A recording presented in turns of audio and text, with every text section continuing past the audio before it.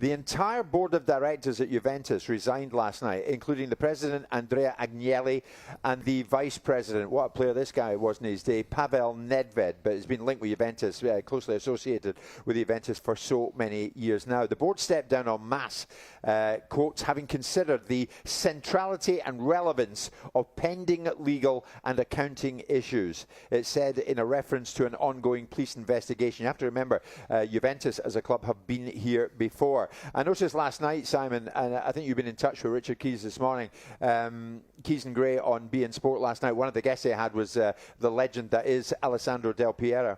And Del Piero, of course, so closely associated with Juve for so many years as a player. I think he's still their record goal scorer. And he was a bit limited in what he could say. He was prepared to say a bit, but not maybe as much as Richard Keys would have wanted him to say. I know you've been on the blower since we arrived here at the Villa. What have you got for this? Well, this is an ongoing situation that is multifaceted. It's a variety of different inquiries. You've had a sporting inquiry about Juventus and their conduct. You've now got a criminal investigation, which is underpinned by something like what we have in this country, which is the FSA, the Financial Services Authority, will look at the conduct of how people operate. And then you've got the Italian Stock Exchange, because this is a listed business, looking at the accountancy principles. And it's centred in a variety of things. Look, the bottom line is Juventus is not being run very well. It's losing hundreds of millions of euros.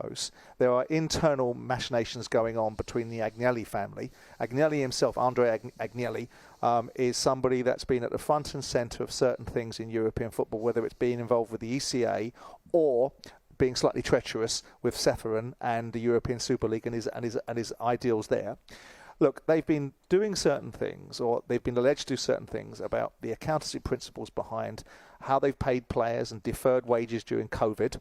And so how they've accounted for that. So players' wages that have been deferred and then perhaps repaid in loyalty bonuses the following seasons have been categorised differently on their balance sheet, which is debatable about the reality of the financial principles behind that. Then they've started to move players in and out in terms of taking players and selling them at one particular value, taking another player in exchange from another club and capitalising them out of kilter with how they should do and how the principles of player valuations on your balance sheet are. Now, they've been doing it for a reason, because they've been trying to prop up their balance sheet and try and make themselves look better than their real trading activities are.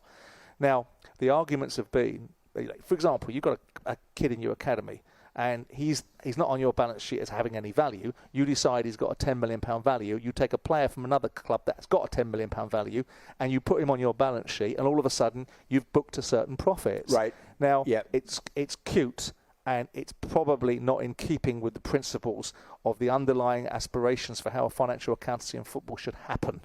Is this about navigating financial fair play? Is that a big part of course it is. The reason? It's also about the principles of a floated business that's being run badly.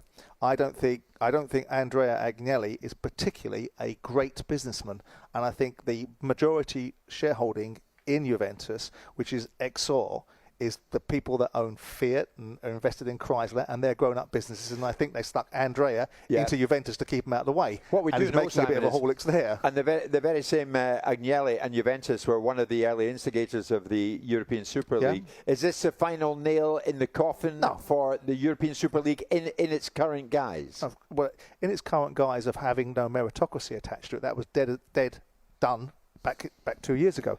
The idea that particularly one group of people that have been asked probably to step aside, don't discount the fact that they'll come back again. Yeah, but the credibility shot at the moment. Well, currently it is, and we'll see how these investigations pan out. But I wouldn't be surprised if you see Andrea Agnelli coming back into Juventus. There's a damage limitation exercise going on here. There's a fiduciary responsibility exercise in terms of directors' responsibilities to shareholders, and if they're misrepresenting balance sheets and profits, then they're going to have to face those charges.